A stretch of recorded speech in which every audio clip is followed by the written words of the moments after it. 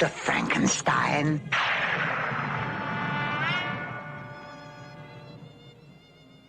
Frankenstein. You're putting me on. No, it's pronounced Frankenstein. Do you also say Froderick? No, Frederick. Well, why isn't it Froderick Frankenstein? It isn't. It's Frederick Frankenstein. I see.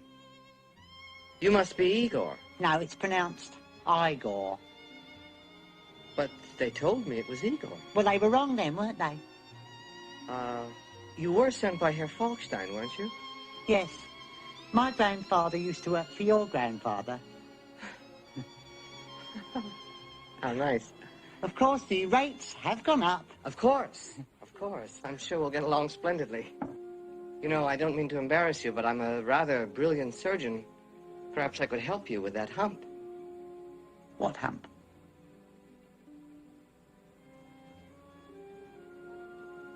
Let's go. Allow me, master. Oh, thanks very much. Walk this way. Yes, get over there! I refuse. I just tested to see if it was I'm recording. enjoying this scene. Get on with it! Scene 24. Was it scene 24? I don't remember. I think it was 24. I think that was the number. And the number of times shall be 3. There we go. Hello and welcome to Crank. Yay! I can't say it. Hello and welcome to Crank Kick Commentaries. As always, I'm your host, Jake Del Mastro, and as always, I'm joined by my very good friend and co-host, Keaton Byer. It's alive! It is alive, yes. And that what is alive is this podcast, and it is live, rather. I should have shouted it's live. That would have been a better bit, because we are in the same room. Again. As Again, always. well, not as always, as but sometimes. As sometimes, but as we always are when we are sometimes, we are in the same room. Does that make sense? No, but why don't we just get on with it? All right, let's get on with it. Yeah, so we're back. We're going to do some more Young Frankenstein for you here. Young Frankenstein. Frankenstein. Please. Yeah, sorry. Last week, so let's talk about what we did last week, and then we can get caught up, and then we'll, We'll continue. We'll on our carry on. journey Exactly. to Transylvania. Yeah, because Mel Brooks, it's an interesting journey all the way through. Absolutely. So last week we obviously did the 5-minute summary where we explained the plot. Well, you explained the plot, and then we gave our initial thoughts, which was, I think, we're both fairly. I think we're pretty high in this movie. Yeah, exactly. I think that's the general consensus. Yeah, exactly. Anyway, we're talking about this movie, or what we talked about last week, which was basically, basic facts, who was in it, the fact that Mel Brooks and Gene Wilder were the driving force behind it. Mm-hmm. And we'll talk about that a bit more this week, because there's some shit came to light, man. Not like a whole lot of shit, but some shit came to light in general, or just to us? Just to me. Okay. Because, we're learning always. Yeah. We're... No new shit about this movie has come to light in the past week. Or like No. New shit to my general understanding. Yeah. But yeah, so I'm just going to refresh. Unless some new shit happened with History of the World Part 2. But that might have happened, yeah, actually. It's possible. We'll give you updates on that as we find them out. Yeah. So I'm going to refresh, because as I was going through this week's, I kept forgetting who was in this movie, so I'm just going to go through them again. Mm-hmm. Obviously Gene Wilder, but then as the monster, you've got Peter Boyle, Ray's dad. Then you've got Marty Feldman as Igor, Cloris Leachman as Sheik's Blucher. Is that who Frau she is? Blucher. Frau Blucher. Terry Garr is the assistant. Mm-hmm. And then Madeline Kahn is the fiance. Yep. And then you've got, did we mention, what's his name? Why am I blanking on him? The guy who plays the blind guy. Oh, I don't know if we did. I don't know that we actually mentioned him last week, but obviously what's his name? Yeah, he's a big star at the time. I'm blanking on his name right now, but. Just go on IMDb. Yeah, that's what I'm doing. That's what I'm doing right now. Gene Hackman, that's who it was. Oh, right, yeah. I forgot that we didn't mention Gene Hackman. I don't know how we didn't do that. Yeah, weird of us, but there you go. He was in it as the blind man. Apparently, well, we'll talk about him more later on. But yeah, so then we just talked about pre-production, and yeah, well, we talked a lot about Mel Brooks. I think we kind of set the background for him, and then the pre-production, which we kind of attributed to both of them. Well, obviously, we said Wilder came up with it on the set of Blazing Saddles and brought it to Mel Brooks. So let's start with this episode now, because that kind of brings us up to date. Because he brought it up, the way we kind of made it sound last week is not exactly how Gene Wilder made it sound in an interview I was listening. Okay. The way he made it sound was that wasn't really like the start of, they didn't really start working immediately after that. He just mentioned the idea to Mel Brooks, and Mel Brooks was like, hey, that's kind of funny. But it wasn't like, hey, let's immediately start working on this movie. So apparently, according to Gene Wilder, it was actually more his agent started representing Peter Boyle and someone else. Oh. And they were like, so you should do a project with these other people, someone else who was in the movie. I forget which one it was, but and Gene Wilder's like, yeah, well, I mean, that's a great place to start an artistic, statement, is with, that we're all in this, just represented by the same people. I thought that was a hilarious quote, but it worked out very well in the end. Yeah. I mean, this movie came out of it. Yeah, exactly. But anyway, I watched 2 different documentaries about this movie, which were kind of different in tone. One was kind of older and focused more on Gene Wilder. And had an interviews with Gene Wilder. He passed away when, like 20? Not that long ago. Yeah. Let's see if I can find that information real quickly. Yeah, like post 2010, right? 2016. Yeah, so very recently. I mean, to be honest, it's kind of a miracle that Mel Brooks is still with us. Well, yeah, he's, what would you say he was last week? 96 or something, and he's still like producing shit, like actively working. 96. He's 96. It's insane, like crazy stuff. Yeah. And we hope for many more years. Many more years, like 96 more years. He's got if anyone can do it. Well, he's got to be the 2000-year-old man. Yeah, he could do it. Like, he could honestly keep it going for 96 more years. Yeah. But yeah, so one focused more on Gene Wilder, and the other one, focused on the 2000-year-old man, Mel Brooks, slightly more heavily. And they were both, neither of them were like, they didn't like rip on the other one or anything. It's just like the focus was more on that person. So they kind of biased towards like this person was, a creative, powerhouse in this film. But I think both of them gave Mel Brooks his due. Yeah, they tipped the hat to Mel Brooks and his, his style of directing, which we'll talk about a bit more. He certainly had a style, yeah. Basically, what I was saying before about how it wasn't exactly how we said it was, I think as soon as his agent was like, you should do a movie with these people, he was like, hey, well, I came up with this idea while I was working on Blazing Saddles for Young Frankenstein. So they were like, all right, well, let's sell it to Columbia. So he wrote just kind of a quick draft by himself, and they sold it to Columbia based on that. Based on the draft. Yeah. And then according to this documentary, the Gene Wilder one, I forget exactly who said it, but they suggested they get Mel because they thought he would be right for it because of Blazing Saddles. They just thought he'd be a good fit. And they were like, why not? Exactly. So this next point is the most important detail, I think. That this is straight from the horse's mouth. This is Gene Wilder himself said this. Gene Wilder said this. Yeah. And the last one was not from either of them. It was so Mel Brooks. The last one wasn't the last one a quote from Mel Oh, Brooks? it might have been. It was a quote from Mel It Brooks. was. So maybe one had the. I mean, so point is, I'll tell you what we're talking about here. Is we're talking about last week we said that their brain. And this is a crucial point. Yeah. Crucial point. Sure. They fed their creativity with Earl Grey, is what we claimed last week, and we obviously poo-pooed that because Earl Grey is obviously It's trash tea. It's the lesser tea, obviously. Yeah. But according to Gene Wilder, they made coffee. He said they sat around over coffee, and he was specific about the type. I forget what he said, but he was like a specific type of brewed coffee that they pour it over for a while, and it was he specified. Right. My point. So, but the other thing was a quote from Mel Brooks where he specifically said Earl Grey. He did. So it could be that one of them had Earl Grey and the other had coffee.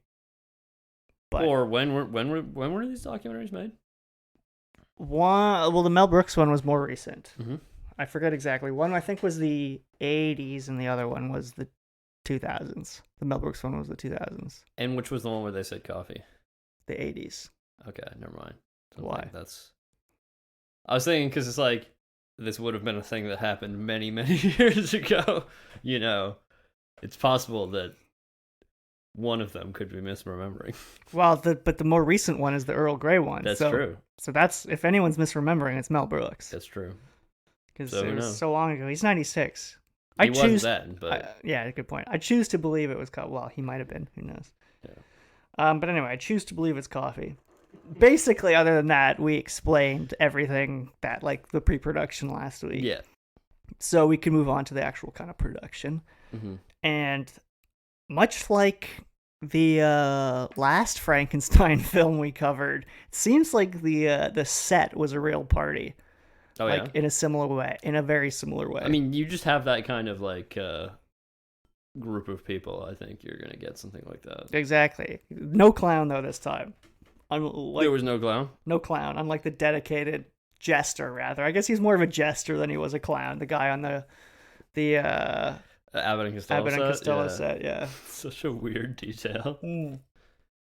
Super weird. Yeah. It seems kind of that Marty Feldman filled that role here. Yeah, apparently I can see that. he was very wacky on set, and apparently He's very wacky on camera as well. yeah, exactly. And I forget who it was, but one of the people in one of the documentaries described him as a one-man Monty Python.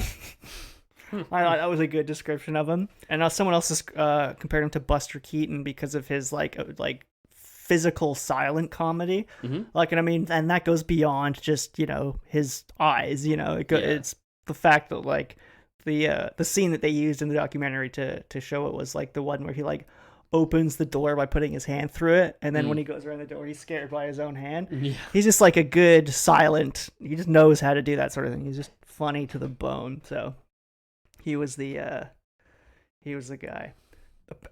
During both documentaries, though, that was unanimous as well, is that both Gene Wilder and Mel Brooks both fucking heaped praise upon the women who were in this film, because they apparently were. Which ones were in Blazing Saddles? A couple of them. Madeline Kahn was in that.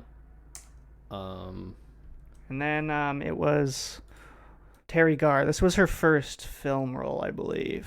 Was it actually? I think so. Let's find out. Let's see. No. No, yeah. Oh, hold on. These are all TV shows. No, yeah, it's not her first film role. What is her first film role? Her first? Let's see. Something in 1963, an uncredited A Swingin' appearance. Affair. She must have been a child in that. Okay. Yeah. So it seems like she's been in a couple movies, but yeah. Anyway, this I'm was sure the this was first, the biggest film she had done. Yes. It seems, based on what I'm looking at here. yes. She originally auditioned for the fiance role, but the woman who played the fiance apparently she was Madeline the one. Kahn. Madeline Kahn. I can't remember her name for some fucking reason. Madeline Kahn was apparently wanted to be the fiance. Oh yeah. She had it in she had the character ready after she read it. And Gene Wilder was saying it wasn't much of a character until she got to it, and it was took on a whole new he was like, why would you want to be that character? It's because she had some idea for it. Yeah, and she it was pretty fucking funny. And part of the fact that they both heaped praise upon all the women is that there was tons of improv in this movie. That made it into the movie as well. Mm-hmm. The scene I'm thinking of specifically is the bit where Frau Blücher keeps offering the Young Frankenstein stuff. Frankenstein. You know, she's like a cup of tea. Yeah. Ovaltine. So she apparently improvised that whole bit where she kept turning back, and Gene Wilder apparently read that she was doing it, so he like matched her perfectly with it. But he also, to the point where he was like doing the movements where like she would turn away and he would turn away too, and then she would turn back and he would turn back with her. It's like perfectly like improvised. It's like speaks to how good Gene Wilder is. It's like such a I mean, as well as the fact that, you know, she improvised that hilarious bit as well. To care for a brandy before retiring? No. Thank you. Some warm milk, perhaps? No, thank you very much. No thanks. Ovaltine.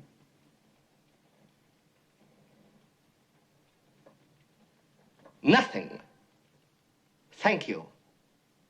I'm a little tired. And then the bit where Wilder, they're like, he's saying goodbye to his fiancée, Madeline Kahn. See, I remember this time. I'll count the hours that you're away. Oh, darling, so will I. Not on the lips. What?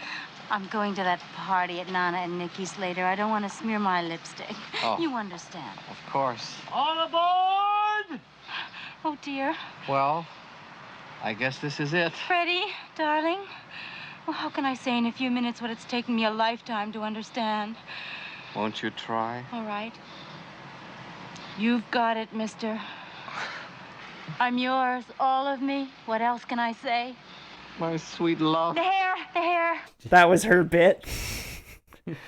Which is just so funny. And again, it's like these things kind of like make the character. But ultimately, like we were saying, it seems that Marty Feldman did the most improvising. Like, and Gene Wilder was saying that he did his best work when his reins were loosened, is the quote he used.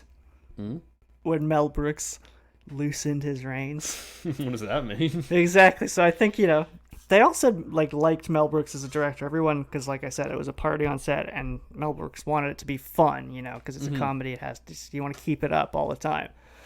But everyone said he was a good director, and he like would go and give notes. He did a lot of takes. He's, you know, very particular. Like the cinematographer, who we will talk about more shortly, was saying he did a take, like the emotional take where Gene Wilder's like coddling the monster.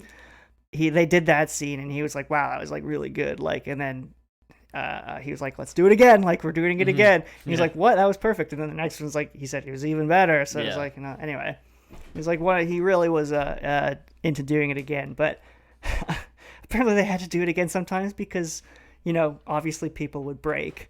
But not only the actors, apparently it was a problem that the cameraman would laugh sometimes or like try not to laugh, and then it would shake. Yeah.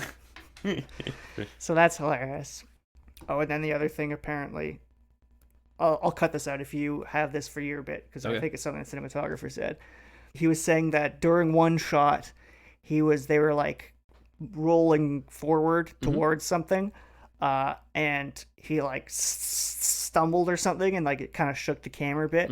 So the cinematographer called cut. Yeah. And apparently Brooks was like, you never call cut. You never call cut. I'm the only one who calls cut. Yeah. And he was like, but the shot was ruined. And he was like, it doesn't matter. I want it to have that, you know, old movie feel. They're like, I don't want any zooms. I don't want, like, I want it to be stationary. And like, they definitely had a vibe in mind. But I don't think he like exploded at him. That's not the vibe I got. But he was like, don't ever say cut.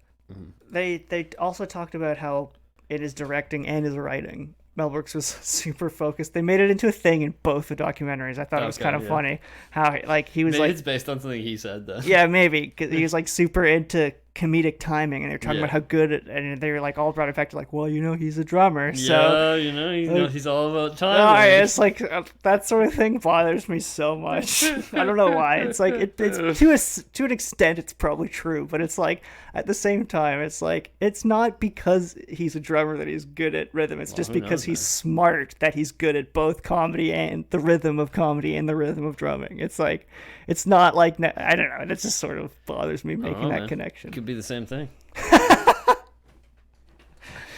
Yeah, I mean, they're just asking questions.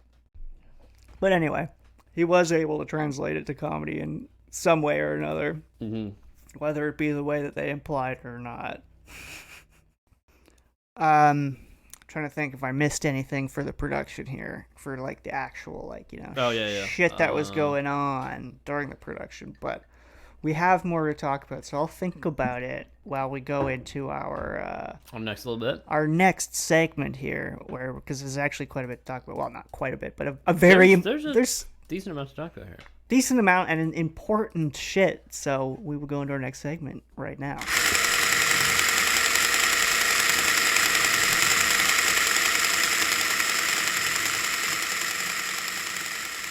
All right. Welcome to How They Shot It. Here we are. Talk about how they did that. Talk about what they did in front of and mostly behind the camera. So tell me, what did they do? How did they shoot it? Well, I mean, what's the most obvious thing about this film, I think, to most viewers is like... What did you notice? I mean, do you think this was shot on digital? Good question. I'm going to have to say no on that one. Okay. Sorry, 1 second. I'm looking for something specific. It is black and white, as all viewers will have noted. Yes. It was, in fact, black and white. The guy who shot this film was one Gerald Hirschfeld. Yeah, and Mel Brooks called him a genius when he was talking about this movie. Yes. He seemed to had he seemed to be very keen on having Hirschfeld specifically for doing this. Right, because he wanted it black and white, and Well, actually, this is interesting. Originally, actually, let's go back a bit further, but and let's also point out that the first assistant camera was Eric D. Anderson. Eric D. Anderson, not different. Interesting. When Mel Brooks was sort of talking to Gerald for the first time, he basically set up like an interview, right? Right. And he wanted to basically make sure that they got along. And did they get along? Well, so I mean, clearly. When as Gerald puts it, he says, Mel began kidding me about some of my past film and so-called errors he felt I'd made. He asked if I didn't think that in Diary of a Mad Housewife, the tub in the bathroom was too bright, and the gels on the bedroom window shimmer a bit in the breeze. At first, I took him seriously and was more than a little upset until I realized he was doing his thing and pulling my leg, because there was no tub, and the bedroom was an interior set that didn't require window gels. So I pulled his leg and said, "One more derogatory remark about my work and I'll leave." We understood each other and laughed. It was the beginning of what turned out to be a great work experience. Interesting. So I mean, that shows you a little bit of into Mel Brooks, you know. Yeah, exactly. Character. So while you might not expect it from just like looking at the film like straight off, Gerald Hirschfeld said that this film incorporated more photographic and special effects than any other film he'd done. Interesting. Yeah. So initially, the decision to do it black and white was firmly a Mel Brooks decision. Yeah. So Gerald Hirschfeld was actually opposed to it. Yeah, right. Okay. And so when he was suggested, basically, like, do you know why he was opposed to it? Did he say? Yeah. Okay. Well, basically, okay. Go on. Yeah. But like, I mean, basically, it was the sense that like, you know, well, I'll read what he says. He says, right. I started my career making black and white films, and I moved along with the industry as color became the new medium. I'm sure you recall that television started black and white and progressed to color. Now, we are all, in a sense, victims of advertising, and at present, reject the use of black and white films as archaic. But where in the book of rules does it say, make all motion pictures in color? If I was correct, as it was many years ago, to use a soft focus lens for a close-up, we don't arbitrarily throw out that in favor of one so critically sharp, as the new lenses are in. that the skin and pores will show. We had diffusion once again to soften the lens. Similarly, if it's right for a story to be photographed in black and white, we shouldn't arbitrarily shoot it in color. I found after viewing the dailies that the black and white not only seemed right, but actually enhanced the feeling of the mood of Young Frankenstein. Totally. So, but when he was initially, said to, by Mel Brooks as, oh, we should do it in black and white, he, tried to, spin it to be like, oh, yeah, that's a good idea, but, it'd be great if we start in black and white in the first scenes in Transylvania, and then we segue into color when it goes into yeah, exactly. Yeah. I read that as well. They're like, yeah, we'll do the newer stuff. Will be in color. Yeah. It's But he was Mel Brooks was firm. It was extremely all adamant black about and that, white, and it was supposed to very very much look like the kind of films that they were trying to emulate, the original Frankenstein Frankenstein. films. Yeah. And so And Bride of Frankenstein is a lot of the they did a lot of things to basically try to capture that look, but basically the idea was they were trying to get the maximum contrast in the frame. Yeah. Basically they said no midtones, all in the style of the day, bright whites and dark darks. Yeah, right? yeah. Super yeah. high contrast. They ended up using Mel Brooks said they had to go to a specific company to get their film. I don't remember what he said. I think it's sort of like a V. So they shot the film on specifically Kodak or Eastman XX 5222, Okay. which is, I find that XX is a very grainy film. I actually don't really like it. Yeah. But it's certainly A style. yeah, it's certainly a style, and it's I think it was the more vintage choice. I for yeah, this. I feel like you wouldn't choose that if you were doing an original thing, but because they're trying to emulate something, it makes and they more also sense. they pushed the film stop, which basically increased the contrast and also increased the speed of the film effectively. Yeah. So they were actually shooting at I guess it was a pretty common aperture at the time, but they basically shot at T4, f4 as most people would say in the photography industry. But but because basically it was they didn't actually need to use that many lights. And you can kind of see everything is super dark. Yeah, well, the way Hirschfeld, that's his name, right? Yeah, Hirschfeld. In one of the movies or documentaries, he said so that meant shooting in black and white, it meant super bright lights and yeah, exactly, but not a lot of them. No, exactly. So it's so really high contrast, dark darks, light lights, and there's a little bit where he was talking about the lightning bolt. The lightning bolt? Oh yeah. Yeah. And so apparently that was actually a real electrical discharge. What? It was not painted onto the film. That's crazy. What? Yeah, so when they do the whole thing, it's it's alive. There is actually Electricity? yeah, so they built these discharge devices, and they actually started a couple fires on the set, apparently. But it's called a Jacob's ladder. Basically, it builds up static electricity and releases it. Yeah. So, so as he says, it was a real 500,000 volt electrical discharge that did the lightning bolt effect. That's ridiculous. That's hilarious. Yeah. That also reminds me that I forgot to mention that about the set, right? We forgot to mention that the set, so much of it, most of it really, was from the original Frankenstein movie. Yeah, exactly. Yeah. They contacted the guy who had the actual set and the guy who designed it, and they shipped it over and like used it, and then just added on a bunch of shit to it. So where did they actually film this? I don't remember. Let's see if it says here. Oh, basically Hollywood. Basically Hollywood? Yeah, it was shot in,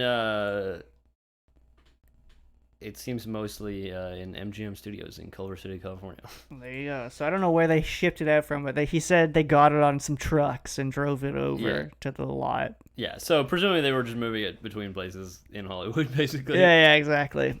Yeah. It's a good set. Yeah. Really good set. And there's one more little effect that he talks about doing, which I thought is cool. Was it the head? No. This is about, like, basically, they wanted to have a train going through Transylvania, right? Right. So they built, like, this, this wooded area, and, but they wanted to make it look like they were going really fast. Yeah. So they put the camera on a dolly, and then they started shooting at 8 frames per second. Okay. So that when they sped it up, it looked like they were going really fast. Yeah, right.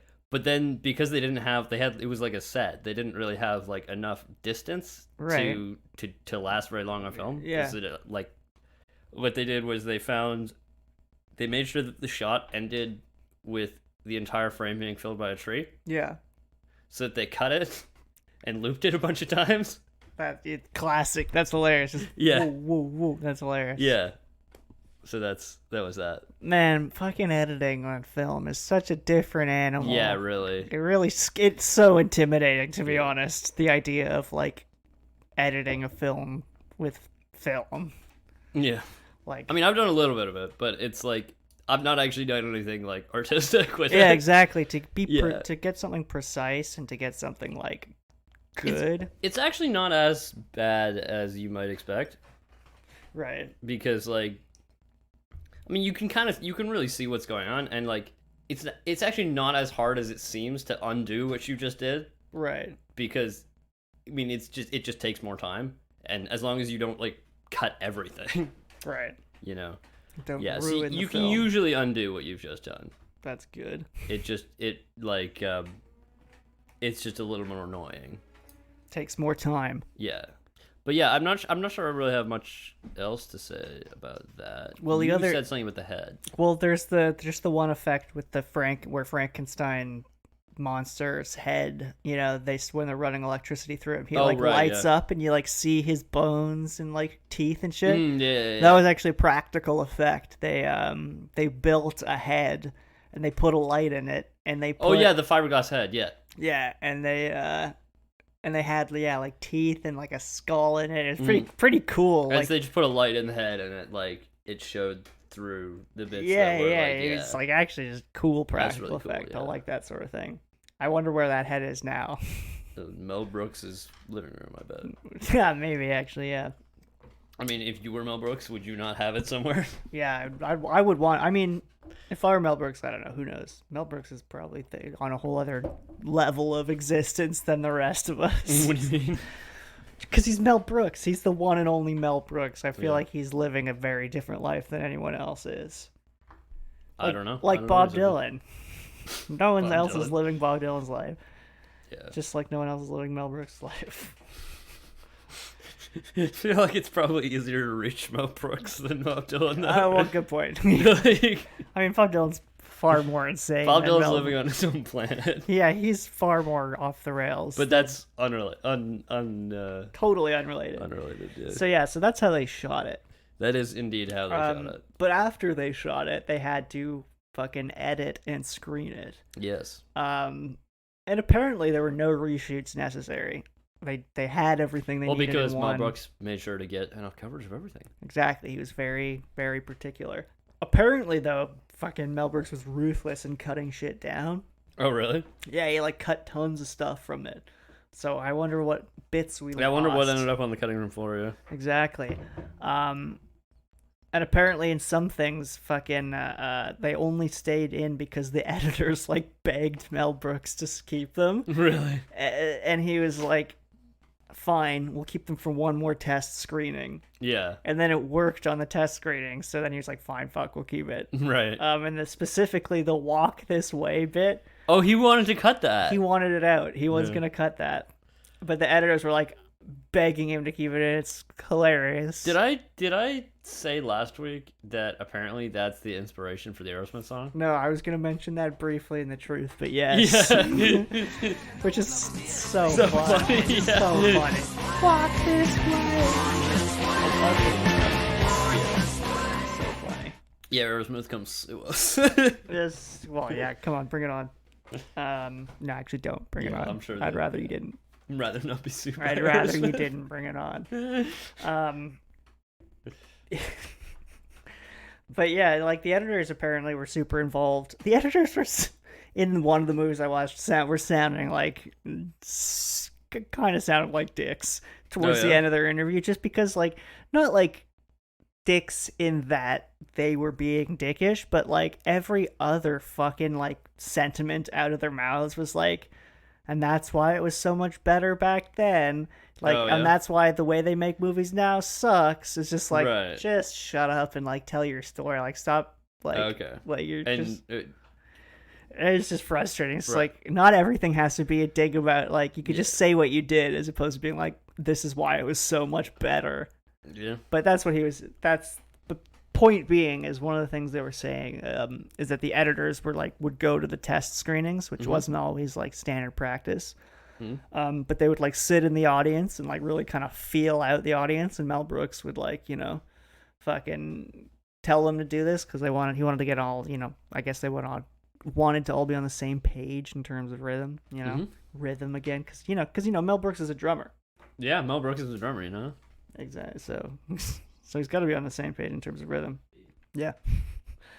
I mean, it's also like, you know, the makers of the documentary also were the people that made the ultimate decision to put that in the film. Yeah. Yeah, exactly. So we got one more segment for you here. Oh, yeah? I don't know if you're ready for it. I don't know if anybody's ready for it. You couldn't be more ready for it if you tried, because it's always around us. It's not false. Is it always around us? Is it really always around us? Sometimes we're surrounded by falsehoods. Well, whether or not you know what the truth is, it's there. It's there.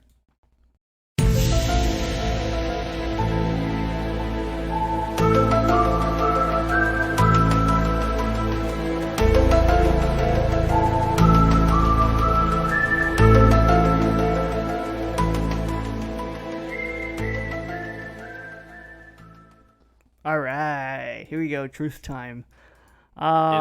Is it truth time or is it lie time? You really gonna tell me the truth here? Truth sayer, lie slayer. That's what I am. That's what I will always be. Yeah. So we got a couple of things to talk about. We're gonna start with the most pressing question of them all, I believe, is why German? Why were they speaking German? Or not speaking German? Or they spoke a little bit of German, but it was mostly with German accents. German accents. Yeah. We questioned this last week because Transylvania, you're talking about extremely, Hungarian. Well, yeah, there are people that speak Hungarian. Yeah.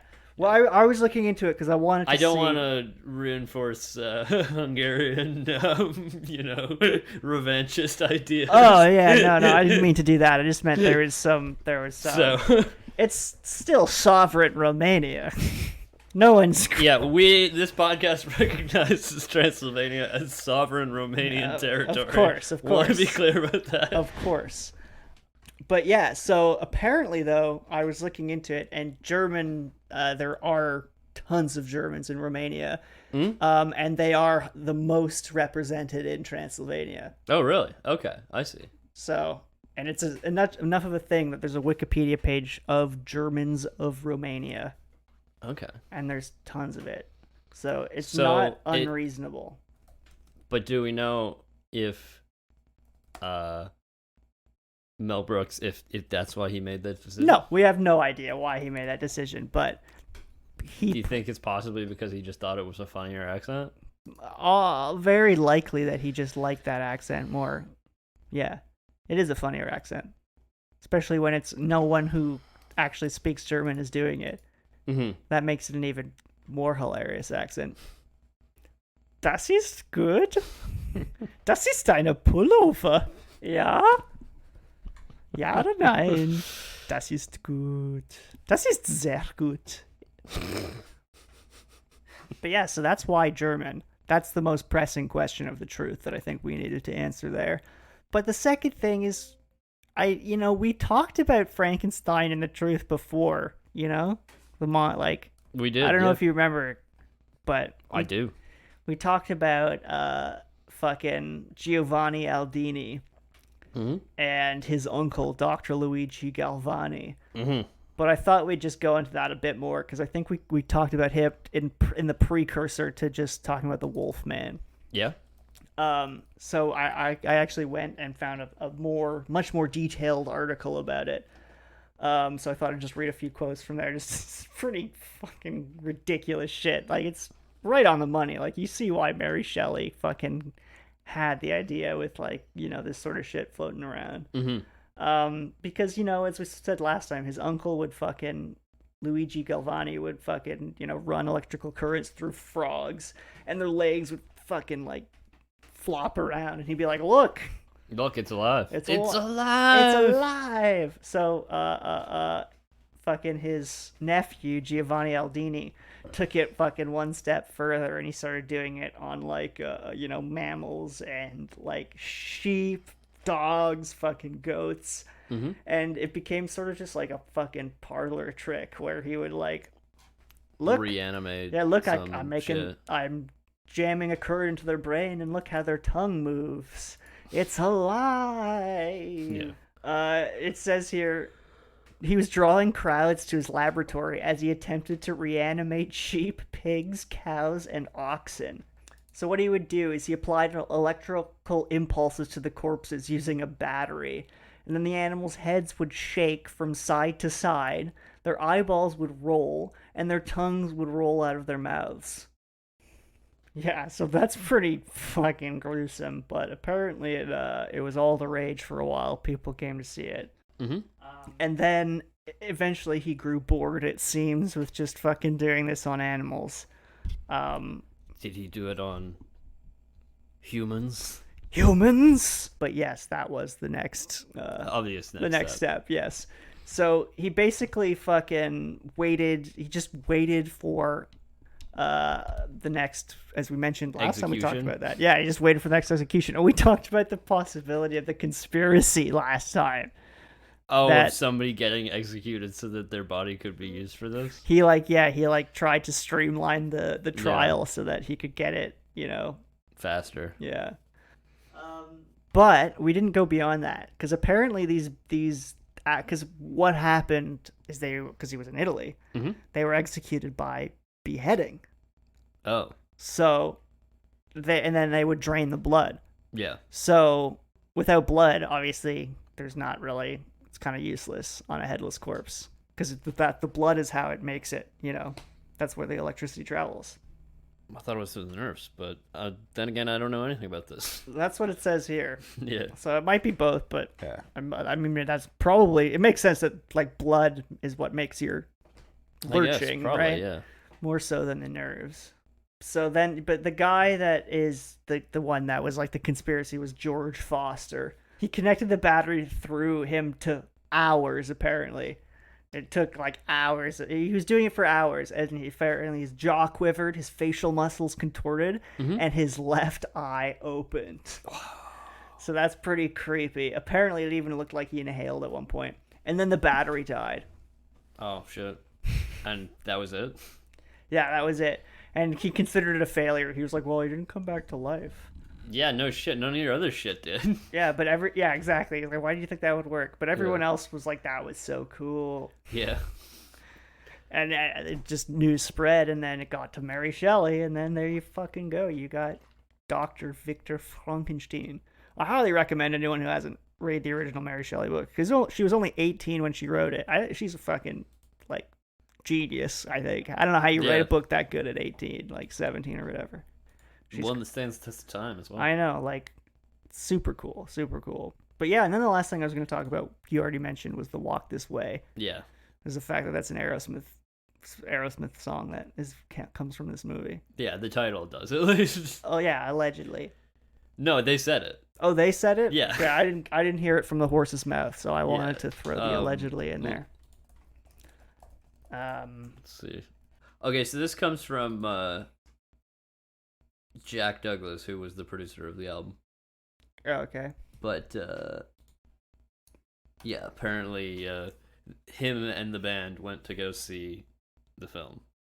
All right. And they were laughing about that, and so they just wrote a song based on that. He suggested that they call the song that. So yeah, that's basically everything. We could do our final thoughts about this movie. I'm sure there's tons of more stuff because it's a Mel Brooks movie, so the lore never ends. Exactly. But yeah, what are your final thoughts on this movie? Let's hear them. I mean, it's a really fucking good movie. It's really funny. It's interesting take on the classic Frankenstein story. It's shockingly good take, I think. Like shockingly accurate to the message of the book. Yeah. And it's a classic Mel Brooks movie with some great performances by Gene Wilder and all the others. Yeah, exactly. It's great, fucking all around really good. Yeah. People at the peak of their careers, really. Yeah. Doing some of their best work. It's funny. It's kind of a fucking. It was because it seemed like it was sort of an instant classic. Like as soon as it came out, people loved it and were treating it like a classic. And a lot of that I think had to do with the way it was shot and the way it looked, because it looked like a classic. Yeah, it looked like it was much older than it was. And apparently, I forgot to mention this earlier, is during one of the they were shooting earlier on in the process. Mm-hmm. They were looking at the dailies, and for a while, Mel Brooks was not happy with how it was looking, mm-hmm. and apparently it was it looked too much like the original. Oh. He was like, I want it to be more. I want it to be more. Yeah. And apparently, Gene Wilder came to his defense. He's like, "Well, we didn't tell him that we wanted more. We told him that we wanted it to be yeah, the same." But anyway, he slowly changed it, and then they got on the same page. Hmm. But yeah, it's kind of an instant classic when it came out, and now it's an actual classic. Yeah. So it's pretty funny trajectory. It's a good film, really funny, worth watching again. Exactly. I might do that very soon. Exactly. Yeah. Final thoughts. I think that's probably it for this week's episode. I don't know. Do we have any? Oh, you know what we forgot to do? We've got a new segment that we're gonna introduce that you brought up. Oh, are we gonna do that? Yeah, let's do it. Well, I mean, we can't do that. Well, we can't do the segment, talk about it, but I was gonna say we'll introduce what the segment is. We can do that now at the end of the episode. Okay. Do you want to? Yeah, sorry, 1 second. Take the lead because it's you're the father of this segment. It's your baby. I'm the Frankenstein of this. Yeah, exactly. You animated it. Okay, so I came up with this idea.